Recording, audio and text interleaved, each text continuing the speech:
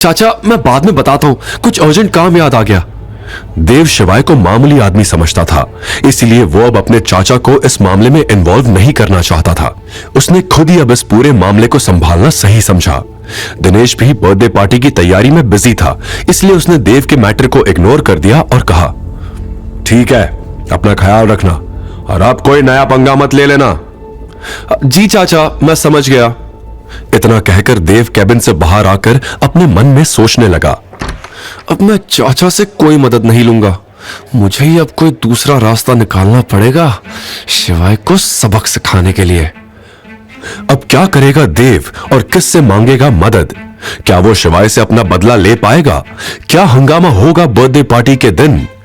भाई, तेरे पास contract killer का नंबर है क्या? देव ने पूछा। किसको उड़ाने की सोच रहा है?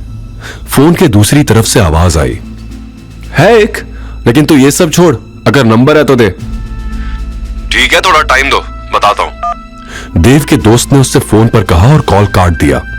देव किसी भी तरह से शिवाय को खत्म करना चाहता था। वो अपने दिमाग में इन सब बात की प्लानिंग कर ही रहा था कि तभी उसके पास दोस्त का कॉल आ गया।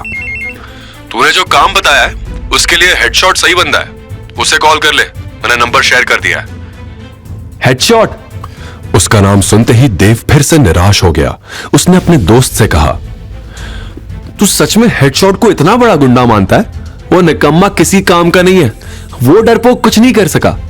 यह कहकर देव ने कॉल कट किया और एक बार फिर अपने कॉन्टैक्ट लिस्ट को स्क्रॉल करने लगा। 1 2 3 4 5।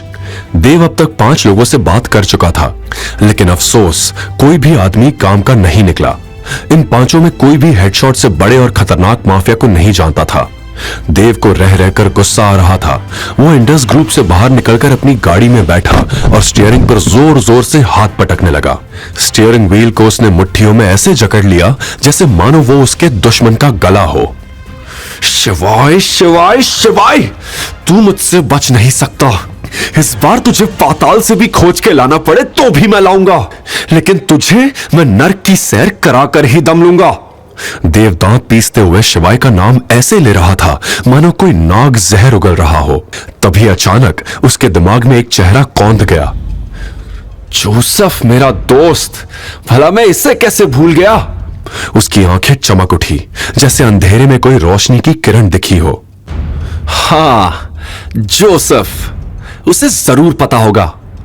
दरअसल जोसेफ देव का कॉलेज फ्रेंड था, जिसका हमेशा से बड़े बड़े गुंडों और किलर्स से कांटेक्ट रहता था। कॉलेज में भी सभी स्टूडेंट्स जोसेफ से बहुत डरते थे, इसलिए कोई उससे पंगा नहीं लेता था। देव ने कुछ दिन पहले सोशल मीडिया पर जोसेफ का पोस्ट देखा था, तब उसकी थोड़ी बहुत बात जोसेफ से मैसेज पर हुई थी। देव ने फटाफट अपना फोन निकाला और कॉन्टैक्ट लिस्ट से जोसेफ का नंबर निकालकर उसे कॉल लगा दिया। कॉल रिसीव होते ही देव खुशी से बोल पड़ा, हेलो जोसेफ, कैसे हो तुम? मैं ठीक हूं, तुम कैसे हो? और आज कैसे याद कर लिया मुझे? जोसेफ ने पूछा। वो क्या है ना यार, मुझे तुम्हारी मदद चाहिए थी। एक आदमी को ठिकाने लगवाना है। अगर तुम्हारे पास किसी कॉन्ट्रैक्ट किलर का नंबर है तो फौरन मुझे भेज दो। ठीक है, मुझे थोड़ा समय दो, मैं तुम्हें डिटेल्स भेजता हूं। थैंक्स यार, अगर मेरा ये काम हो गया तो तेरी दारू पार्टी पक्की। देव ने हंसते हुए जोसेफ से कहा और फोन काट दिया। तकरीबन आधे घंटे बाद देव के फोन पर जोसेफ का मैसेज आया। देव ने फटाफट मैसेज खोलकर देखा तो यह किसी भोलू बिहारी का नंबर था। देव कुछ सोचता इससे पहले ही जोसेफ का कॉल भी आ गया। देव, मैंने तुम्हें भोलू बिहारी का नंबर भेजा है। यह आदमी चंबल का बहुत बड़ा डाकू है, या यूं कहूं कि पूरा का पूरा राक्षस है, जो किसी भी आदमी को जिंदा खा सकता है। इसकी बेरहमी के चर्चे दूर दूर तक है। मेरे सारे कॉन्टैक्ट्स में सबसे बेस्ट आदमी यही है। तुम जैसे कहोगे ये आदमी बिल्कुल वैसे ही काम करेगा।